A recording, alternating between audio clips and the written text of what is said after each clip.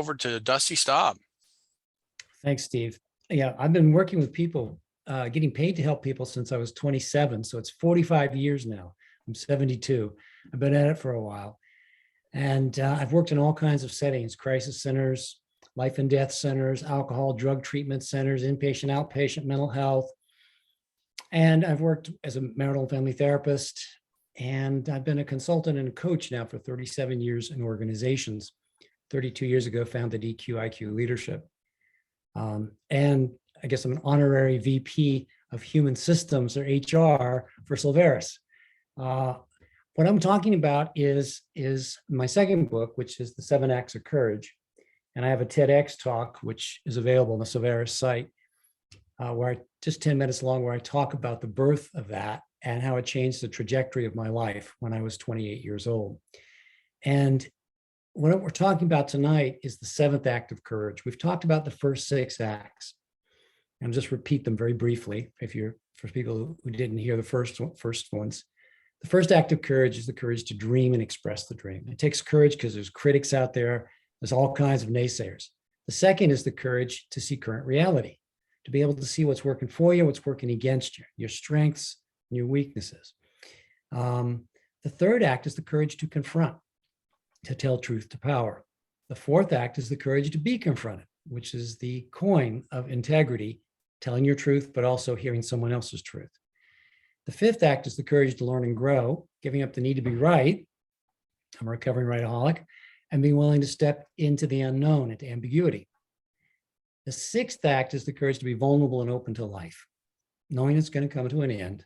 So let me live it to its fullest now, and really experience it and be open to others. The 7th act is where it all comes together. It's the courage to take action in spite of fear, in spite of anxiety, in spite of naysayers, in spite of self-doubt. And here's the key. Solomon said, with all thy getting, get the understanding. Solomon was a pretty wise guy. Well, get the understanding means to get the wisdom. If you take action informed by those first 6 acts, dreaming, current reality, confronting, being confronted, learning and growing, and being vulnerable, when you take action with greater understanding, with greater wisdom. And your actions are going to be much more powerful. It's like the difference between taking a bullet, high-powered rifle bullet, and throwing it against the wall versus putting that bullet in a rifle and shooting at the wall. One is going to bounce off the wall. The other is going to penetrate the wall, probably through the next wall and way down the neighborhood. When you begin to inform your actions with the wisdom of these other first acts, you act in a much wiser way. There's a wonderful book by Ursula K. Le Guin called The Wizard of Earthsea. And in it, there's a young wizard named Ged, G-E-D, Ged. And Ged has this power, and he raises a spirit of the dead in a moment of pride to show off to another young wizard. And that spirit of the dead frees up a demon who attacks him, tears his face, attacks him, and Ged wears those scars. And the great mage, archmage, drives the demon off. And then when Ged leaves the island, he's pursued by the demon and he runs before it, changing into different animals. He finally ends up with his old master, an old master named Ogion, the one who could still the earthquakes. And Ogion turned him from a young hawk, which he turned himself into, back into a wizard. And he said, tell me what's happening. And he said, oh, master, I freed a demon. It's pursuing me. I must run from it or it will consume me.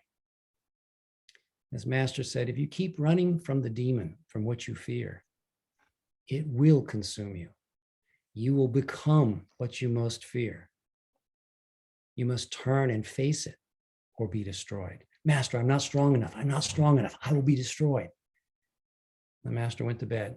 The next morning when he woke up, in glowing letters across the mantelpiece of the fireplace that disappeared even as he read them, it said, Master, I have gone hunting. And Ged turned and he pursued the demon. And when the demon saw him coming after him, the demon turned and ran. And as you read the book, Ged pursues the demon. And when he gets close to it and he starts to grab the demon turns into himself. It's a mirror image of himself. It's his shadow. And when they come together, he becomes the most powerful wizard on earth. When we stop being run by our fears and we turn to act in spite of them and we move against the fear, we begin to own more of our power. I see people like the great, like the European cattle on the Great Plains, when they're not protected and a great storm blows through, the storm pursues them, the cattle run before it and they freeze to death. The American bison turn and they walk through the storm. They pursue the storm. They walk through it to the other side and live.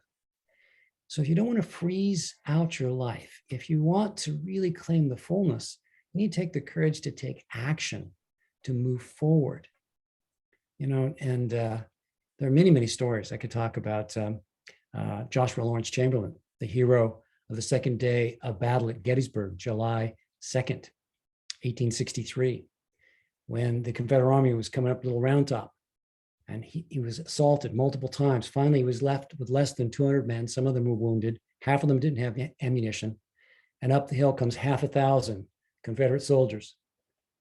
And he realizes that if they collapse and they'll flank the Union Army, and there goes the Army of the Potomac and the war, he can't stay there. He'll be destroyed.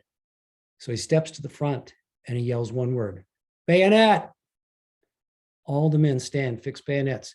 And he leads a charge down a hill with less than 200 men into the face of more than 500 Confederate soldiers.